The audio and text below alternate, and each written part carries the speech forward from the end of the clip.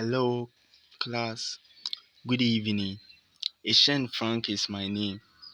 In our previous lesson, we talked about rank scale and rank shift. So today we are starting with morphing as our main topic for the day. In today's lesson, we shall look at the introduction to morphing, the types with some examples and some applications. In this session, we shall define the meaning of morphing and also identifies some of the types of the morpheme. Objectives.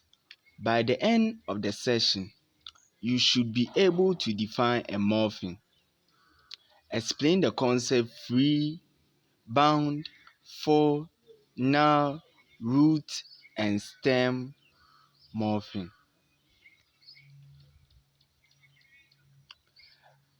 The concept of the morpheme.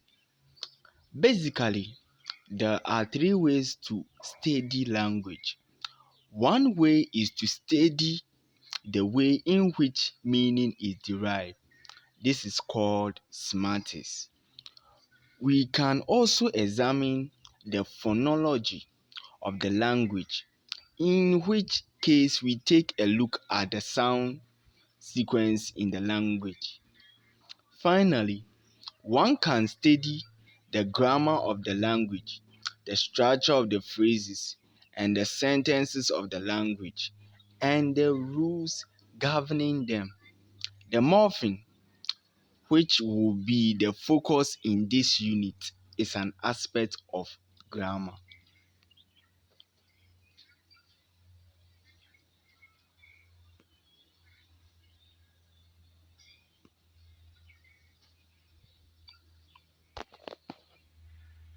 A morpheme is the smallest meaningful unit in a language. A morpheme is not identical to a word. The main difference between them is that a morpheme sometimes does not stand alone, but a word by definition always stands alone. A word may be a morpheme, but a morpheme may not be a word. The book is mine for morpheme. I am playing a good game. 7 morpheme. I plus am plus play plus I engine plus a plus good plus game.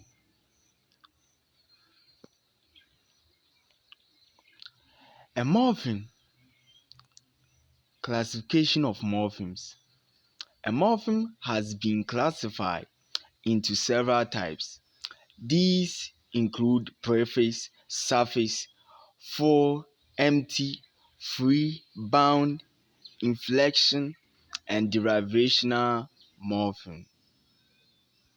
Morpheme can also be classified into two types in terms of their capacity of occurring alone.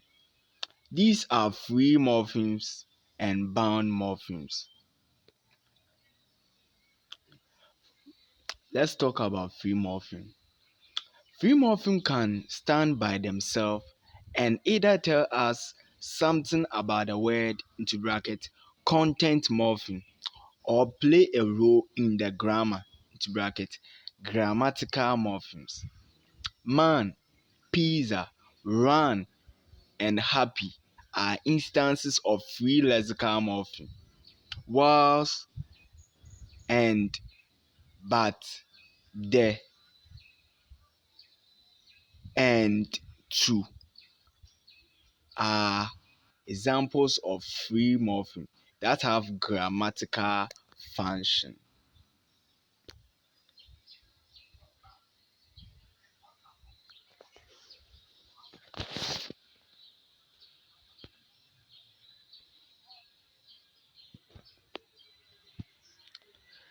Bound morpheme. When we talk about bound morphemes, there are some morphemes which cannot stand on their own. but is typically attached to another morpheme, as we have in ER and ED. This kind of morpheme is called a bound morpheme. Other examples: sitting, led/ed, work/s, and club/ed. It comes in two varieties, inflational and derivational morpheme.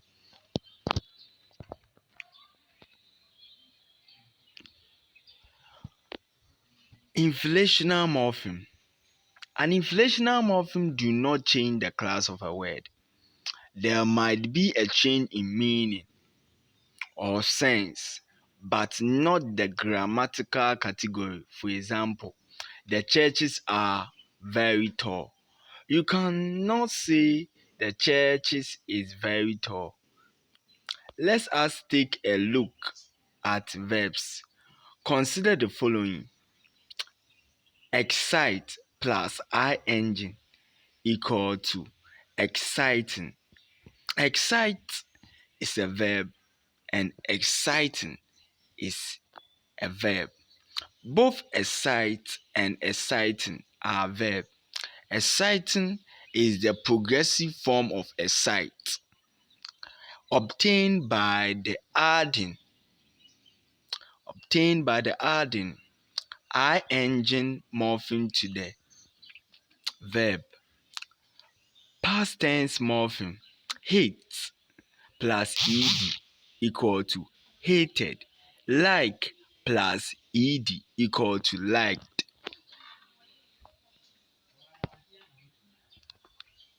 Inflational morpheme. Objective: by the end of this session, you should be able to identify inflational morpheme in nouns, adjectives, and adverbs, and give examples of inflational morpheme in the category. Now, read on. Nouns. Nouns are usually marked either for countable and non-countable nouns. May either be singular or plural. Plurality in countable nouns is realized either by a plural morpheme or by a zero morpheme. Singular: boy. Plural: boys. The boy is ill. The boys are ill. Sheep. Sheep. I bought a sheep. I bought 3 sheep.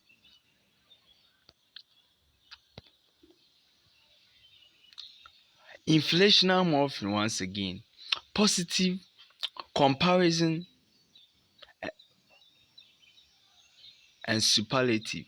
So, big, bigger, biggest, easy, easier, easiest. You would have observed that the ending of the adjectives are inflated. The comparative of easy takes easier with the root losing y, and the superlative taking easiest. In the case of big and many other words that end in a stop, the final consonant is doubled and then er is added to the comparative form and ies in the superlative. However, as you can see above, the nature of the comparative and superlative morpheme depends on the ending of the word easy, which ends in a vowel, as it takes as I before er is added. Derivational morpheme.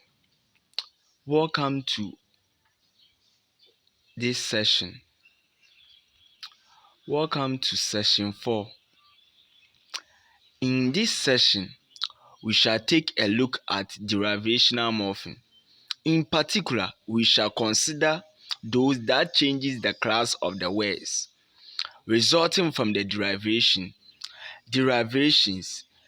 Derivation formation do not directly involve the word in other synthetic relation with other constituents of sentence the way inflational formation do.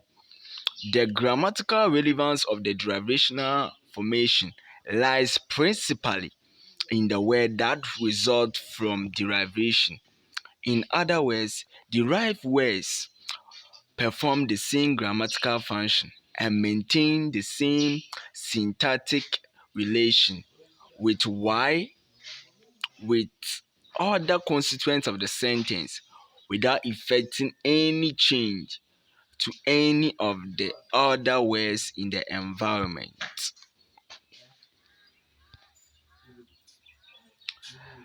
Derivational morpheme verbs adjective plus IZE. Modern plus IZE. Modernize. Fantasy plus IZE. Fantasize. Adjective plus en. Short plus en. Shorten. Wide plus en. Widen. Adjective. Many adjectives can be derived from nouns and from verbs. For example, noun plus el, nation plus el, national, noun slash verb plus IVE, active equal to active, verb plus engine, excite plus engine, exciting, exciting. Derivational morpheme class maintaining. Nouns are derived from other nouns by the addition of derivational morpheme. Nation plus hood equal to nationhood. In this case, we add the suffix hood to derive nationhood. The derivational morpheme co plus wife equal to co-wife. Other examples: motor plus ist, motorist. Host plus ess equal to hostess. Verb preface miss plus understand equal to misunderstand. Ray plus echo equal to ray echo. Ray plus assign equal to ray assign. Suffix like plus en equal to liking.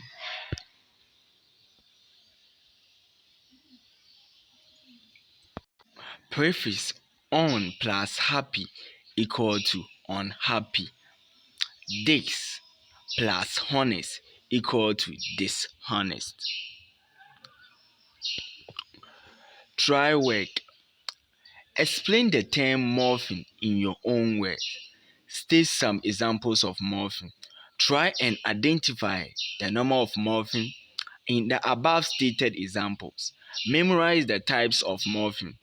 Per your understanding, figure the importance of morphine.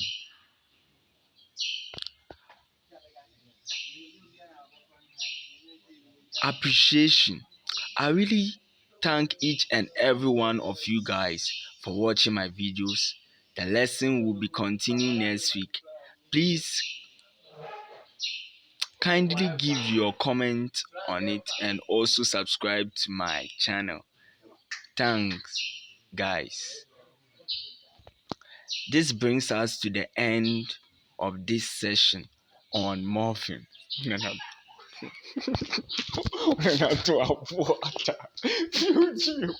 What's the